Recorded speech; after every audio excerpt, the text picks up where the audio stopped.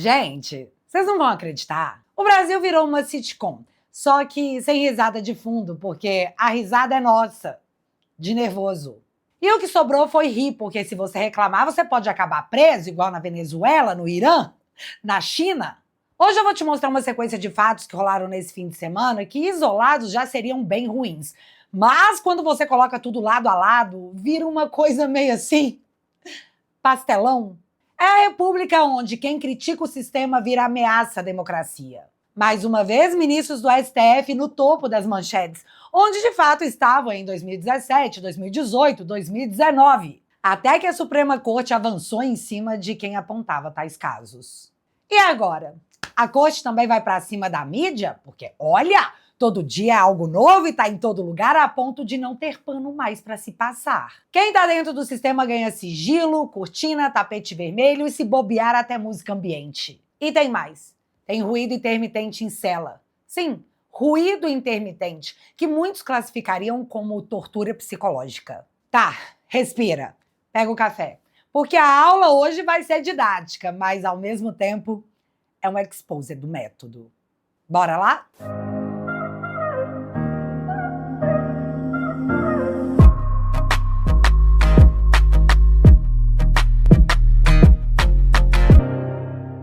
Vamos começar pelo que me deixou indignada no nível nuclear. Essa aqui é a cela do Bolsonaro.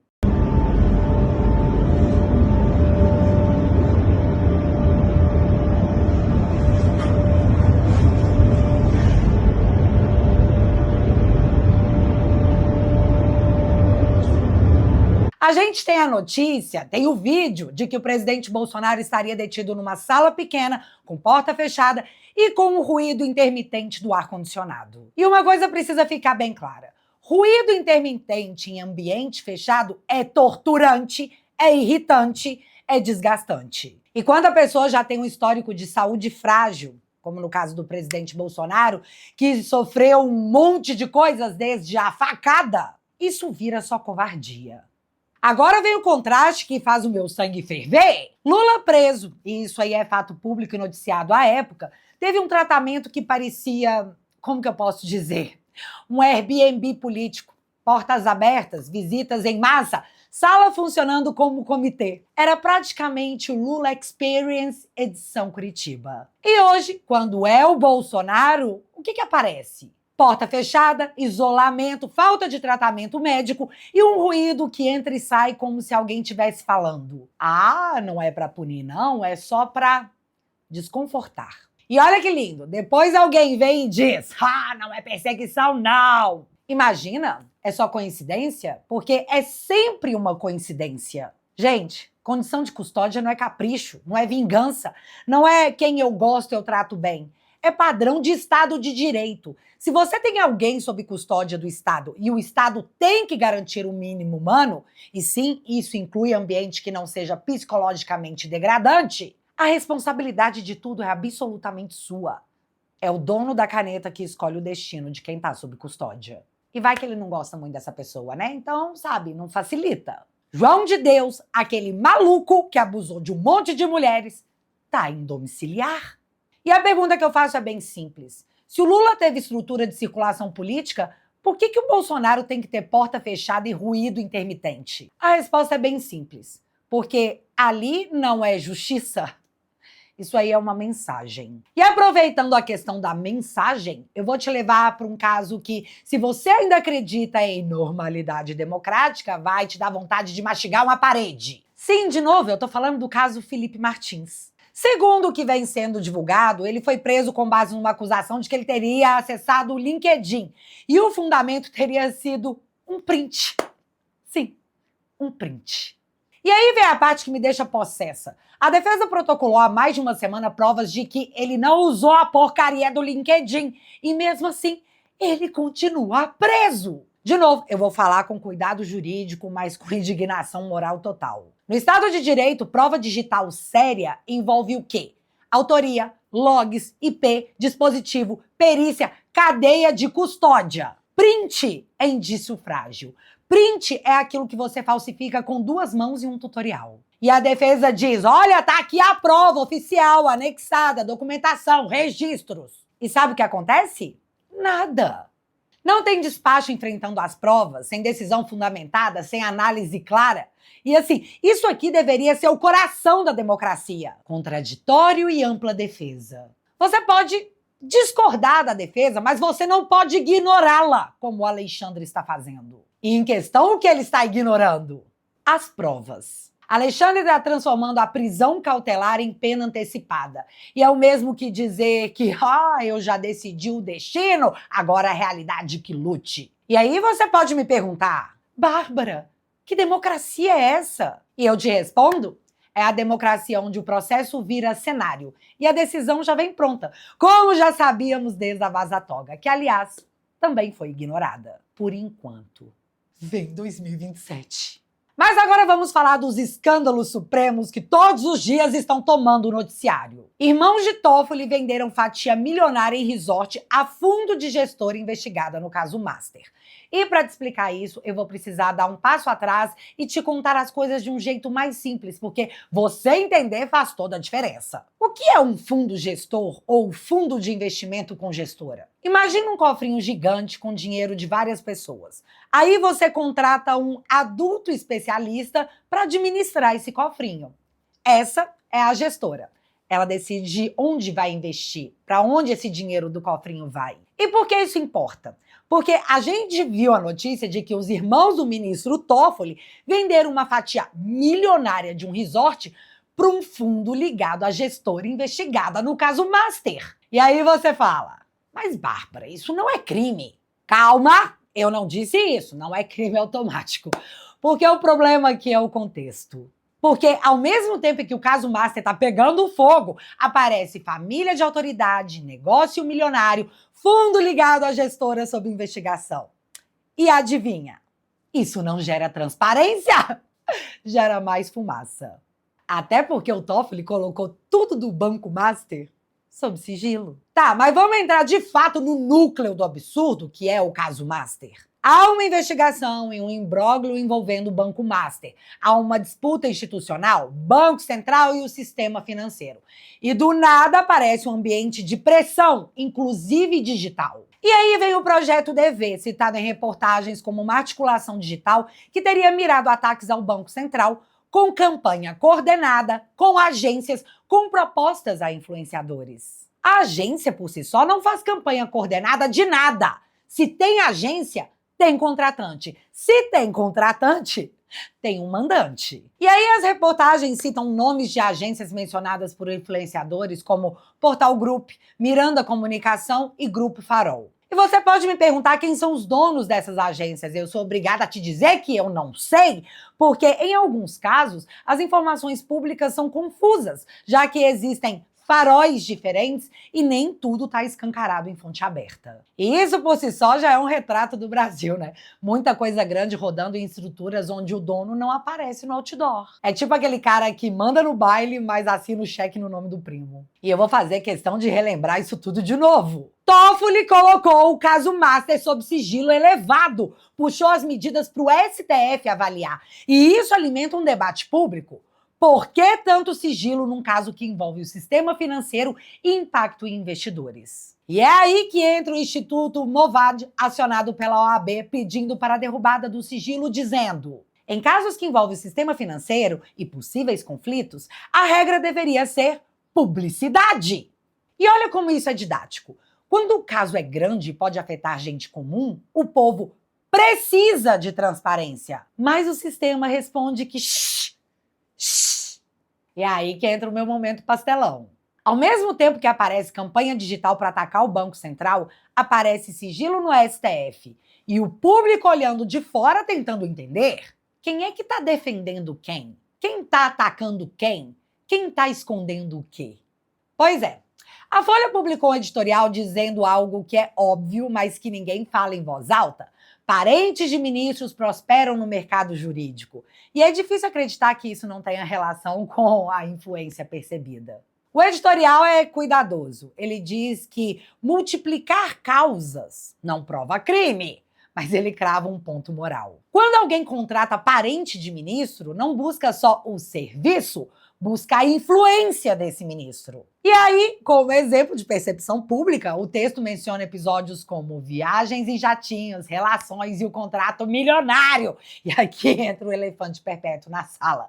Contrato de 129 milhões com o escritório ligado à esposa do ministro Alexandre de Moraes e o Banco Master. Contrato por si só não é crime, mas em ambiente de sigilo, pressão, investigação e poder concentrado, o efeito é devastador. Corrói a democracia, corrói a confiança. E aqui eu tô sendo bem legal porque eu não quero ser presa, já que 129 milhões é um valor absurdo para ser pago a um escritório de advocacia do tamanho do escritório da Viviane.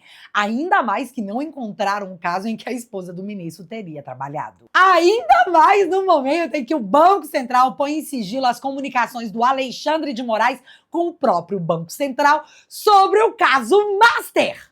Desculpa, gente. Não dá para viver esse momento de outra forma. Mas voltando ao editorial, ele fala: precisamos de código de conduta no STF, mas existe uma resistência interna. Ou seja, o sistema entende que a imagem está pegando fogo e ainda assim resiste a colocar um freio. E a pergunta é simples: por quê?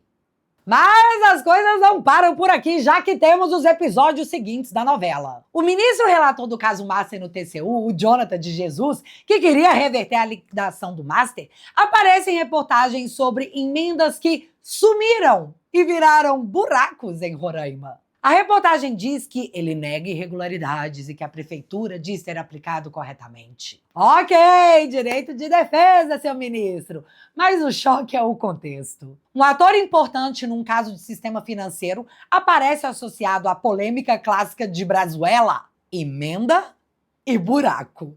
E isso aí amplia a sensação de que tá todo mundo em todo lugar o tempo todo. E vem cá. Mais uma puta coincidência desse Brasilzão de meu Deus, né? Mas agora entra a parte que parece roteiro de crime ruim, mas é só o Brasil. A saga do careca do INSS. A reportagem diz que as mensagens indicariam a entrega de dinheiro a assessor de senador, o senhor Everton Rocha, que já tá todo enrolado nesse esquema. E o pegou a encomenda seria uma linguagem cifrada para ocultar essa movimentação. Pegou a encomenda para tipo, pegou o pacote, levou a bufunfa, ó. E sobre as movimentações entre o careca do INSS e os senadores, tem uma grande investigação rolando. Não, mentira. O Alcolumbre meteu tudo em sigilo de novo. Porque eles realmente nos acham um bando de palhaços. Porque é tudo muito explícito. E ninguém se importa. Sempre que a investigação de corrupção chega perto do poder, aparece sigilo, aparece blindagem, aparece fumaça. Mas tem mais. Careca do INSS pagou 700 mil à ministra do STM, indicada pela Gleisi Hoffmann. E segundo a ministra do STM, esse valor foi referente a uma consultoria realizada antes da posse e que ela não sabia da ligação da empresa com o assalto aos aposentados. De novo, não é sentença, mas é aquela repetição de padrão. Operador, empresa intermediária, dinheiro alto, instituição relevante e a população assistindo isso tudo como se fosse normal. E não se assuste se daqui a pouquinho tudo isso estiver sob sigilo, porque na campanha o Lula falou em transparência, temos que acabar com esse negócio de sigilo. E hoje a gente vive um país onde tem sigilo para tudo. Sigilo no caso Master, sigilo aqui, sigilo ali, e o povo do lado de fora do telão e o sistema do lado de dentro, fechando a porta na nossa cara. 1 a cada 3 pedidos negados via Lei de Acesso à Informação nos últimos 3 anos recebeu como resposta que os dados solicitados estavam submetidos a um sigilo. Tipo, eu não posso te dar essa informação porque é sigiloso. Então eu não posso te contar, por exemplo, quanto custou aquele voo do jatinho da FAB. Sigiloso. Entendem por que é tudo um circo e os palhaços somos nós? Se bem que o 8 de janeiro teve baixa adesão, pouca gente na rua, o Congresso faltando e só 3 governadores, todos do PT. E o povo, bom, algumas centenas de pessoas, assistindo do lado de fora. E sobre isso a leitura foi simples.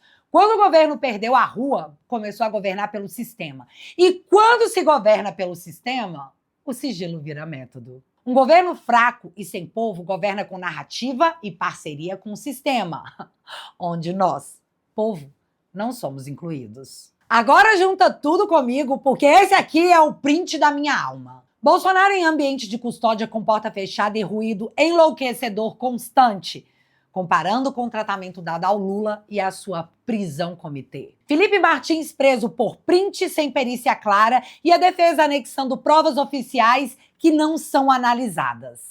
Caso Master, sigilo elevado, pressão institucional, disputa com o Banco Central, com direito à campanha digital coordenada atacando o Banco Central, agências intermediando e um mandante que ainda não sabemos quem é. Um instituto pedindo à OAB o fim do sigilo porque o sistema financeiro exige publicidade. Porque chegamos a esse ponto, galera, a gente tem que pedir, por favor. Tem editorial lembrando que parentes de ministros prosperam e que a aparência de influência destrói a credibilidade.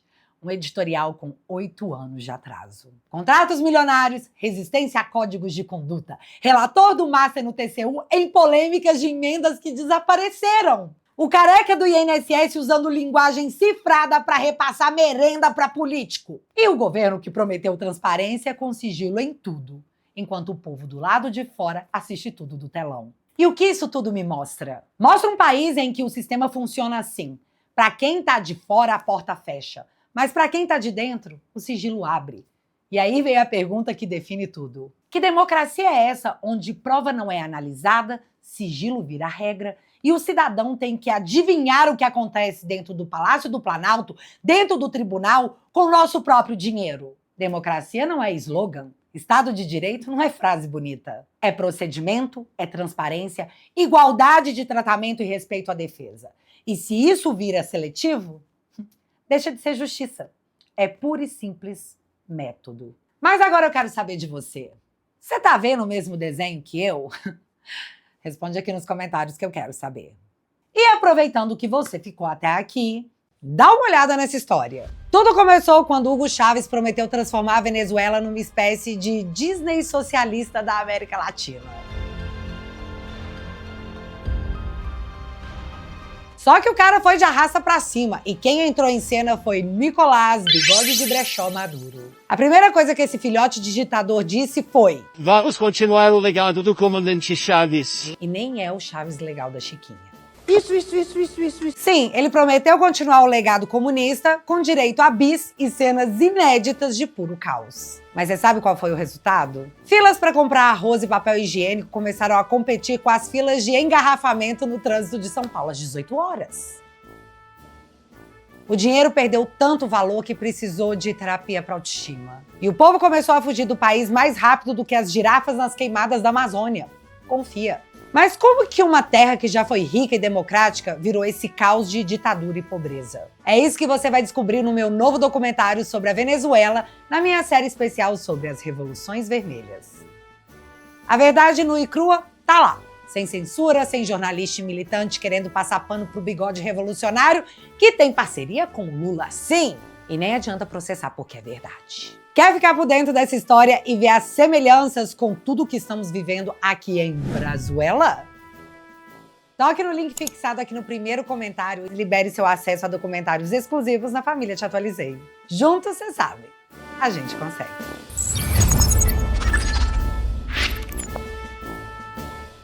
Bom, é meio que autoexplicativo. Assinando a família Te Atualizei, você leva conteúdos exclusivos e uma comunidade que funciona como uma rede social, onde você pode trocar ideia em tempo real com uma galera que deve estar pé da cara.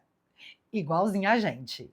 Além disso, você financia o meu trabalho e a minha defesa, que não custa barato, contra uma democracia totalitária que atua com assédio judicial em cima dos dissidentes, como forma de impor medo e calar nossa boca. E eu sei que eles não vão parar, mas a gente também não.